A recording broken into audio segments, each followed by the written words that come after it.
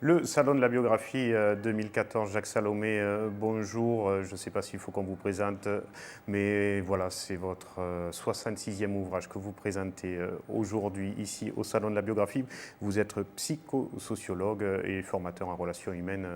Pour faire bref, une quinzaine d'ouvrages à peu près à votre actif sur l'amour, et puis peut-être celui-là, la compile de tous ces ouvrages-là, une Bible. Tout à fait, une sorte de résumé, parce que vous savez, l'amour est un paradoxe.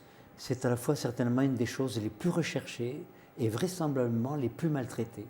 Un peu comme si, au fond, on ne savait pas aimer. Et je dis souvent d'ailleurs que pour pouvoir donner de l'amour à quelqu'un, encore faut-il s'aimer. Pas d'un amour narcissique ou égocentrique, mais un amour de bienveillance. Donc si je ne m'aime pas, je serai dans le besoin d'être aimé. Et j'aurais beau dire à l'autre je t'aime, et ça voudra dire aime-moi, aime-moi. Et c'est ce qu'explique aujourd'hui, regardez les statistiques, 2 couples sur 4 se séparent. Parce qu'ils ne savent pas aimer d'une certaine façon, ils ne savent pas communiquer, mettre en commun. Ou ils ne savent peut-être pas choisir le grand amour avec un grand A des pseudo-amours. Ah, ça c'est une véritable interrogation, parce qu'il y a des amours à tout âge, il y a des premiers amours à tout âge. Si j'ai 79 ans cette année, je peux en parler avec une certaine liberté. J'ai eu quand même trois vies amoureuses dans ma vie, dont 2 n'ont pas bien tourné, mais nous avons gardé quand même des relations très très vivantes. Et la 3e dans laquelle je suis, eh bien, s'aventure sur ce chemin et je trouve ça merveilleux. Voilà. Donc le grand amour, non, c'est la personne. Est-ce que cette personne, je vais pouvoir, est-ce qu'elle va d'abord accepter mon amour, savoir le recevoir? Est-ce que moi, je vais savoir recevoir son amour? Est-ce que je vais l'amplifier? Est-ce que je vais le prolonger dans ma propre existence? Et puis vous faites aussi le distinguo entre l'amour passionné et la passion amoureuse, et c'est pas du tout la même chose. Ah, tout à fait. Peu de gens le savent. La passion amoureuse, c'est pas de l'amour, c'est une maladie de l'amour. Voilà. D'ailleurs, le mot passion le dit bien. Ça veut dire souffrance. Donc les gens qui disent je suis dans une passion amoureuse, ça se termine toujours mal. Toute l'histoire humaine nous le dit. Les grands amours qui sont liés à une passion amoureuse vont se terminer mal. Parce que celui qui est passionné, il envahit, il étouffe, il dépose cet amour énorme sur l'autre, et l'autre n'arrive plus à respirer, n'arrive plus à exister. Donc il vaut mieux aimer que d'être dans la passion.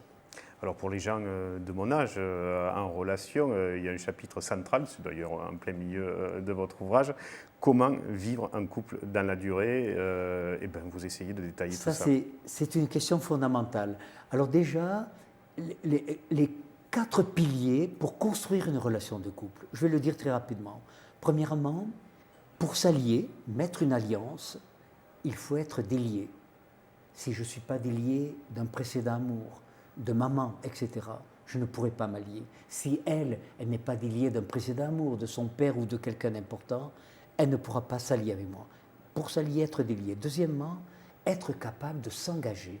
Et être capable de s'engager, ça veut dire ne pas faire dépendre ses besoins de l'autre.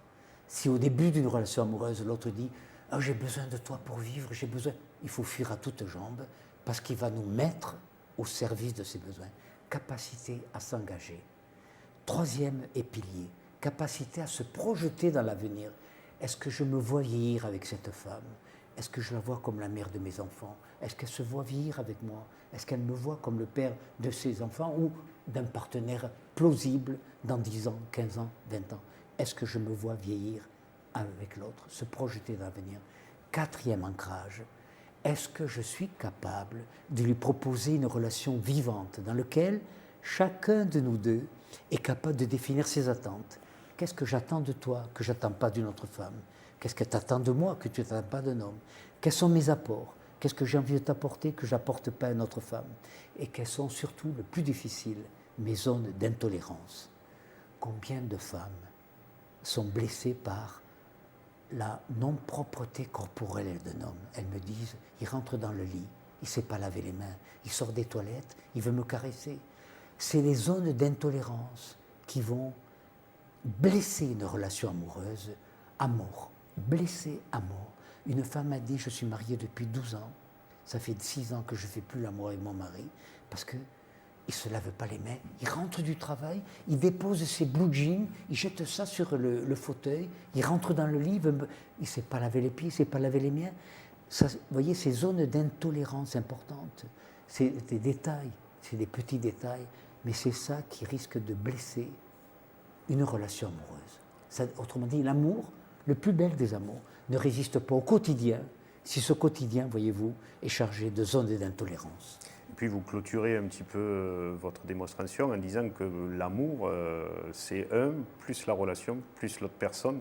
Et il faut le réinventer Mais au quotidien. merci de me relancer, parce que peu de gens savent que dans une relation amoureuse, nous sommes trois. L'autre, moi, et la relation qui est entre nous. Et que cette relation, elle a des besoins qui sont différents des besoins de chacun des deux protagonistes. Personne ne pense à cela, qu'une relation amoureuse a des besoins, et c'est ce qui explique d'ailleurs qu'on n'entend pas les besoins de la relation, dont cette relation se stérilise, se dévitalise, on se réveille un matin, 15 ans, 20 ans plus tard, on dit « mais qu'est-ce que je fais là? Qu'est-ce qui s'est passé ?» On n'a pas compris que cette relation qui était merveilleuse au début, elle s'est dévitalisée, elle stérilisée, parce qu'on n'a pas répondu aux besoins de la relation. Il faut la réinventer tous les jours. Et la réinventer au quotidien. Vous savez, toute vie de couple, il y a trois alternatives. Soit on subit, on supporte, on avale des couleurs. Ça, c'était les femmes de ma génération, qui étaient sacrificielles. Ou on réinvente la relation. Chaque 10 ans, je ne suis pas le même homme que tu as épousé il y a 10 ans, tu n'es pas la même femme que j'ai épousée il y a 15 ans, 20 ans. On réinvente la relation ou on se sépare. Deux couples aujourd'hui sur 4 se séparent parce qu'ils n'ont pas su réinventer la relation. Et on se sépare la mort dans l'âme parce qu'on continue des fois à aimer quelqu'un, mais en fait ce qui ne nous a pas plu, c'est la relation qu'il nous propose. Alors on va quitter quelqu'un qu'on aime, alors qu'on aurait dû dire, tu sais, la relation que tu me proposes, elle est plus bonne pour moi. Est-ce qu'on peut réinventer, toi et moi, une relation? Si les gens qui m'écoutent peuvent intérioriser cela dans leur vie de couple, ils se donnent, je crois, plus des moyens de rester ensemble. Et vous me donniez tout à l'heure comme témoignage celui de votre fille qui vous a dit en lisant votre dernier ouvrage que si elle l'avait lu plus tôt, peut-être elle ne se serait pas séparée. Elle a 45 ans, elle m'a dit, si j'avais lu ce livre-là, papa, elle a dit, j'ai été flatté, c'est la Bible de l'amour, ce livre. Si je l'avais lu il y a 15 ans, je n'aurais pas divorcé parce que j'ai bien compris, au fond, sur quoi je me suis enfermé. Et pourtant, c'est moi qui ai demandé la séparation. Mais j'ai quitté quelqu'un que j'aimais, alors que c'est la relation que j'aurais dû quitter, en lui disant, est-ce qu'on peut inventer, toi et moi, une autre relation? Voilà, pour vivre dans les merveillances de l'amour, un mot que vous avez inventé, Voyage au pays de l'amour. Jacques Salomé, c'est sorti tout récemment. Merci beaucoup d'avoir été à notre compagnie. Merci de vos stimulations et de votre écoute. Merci.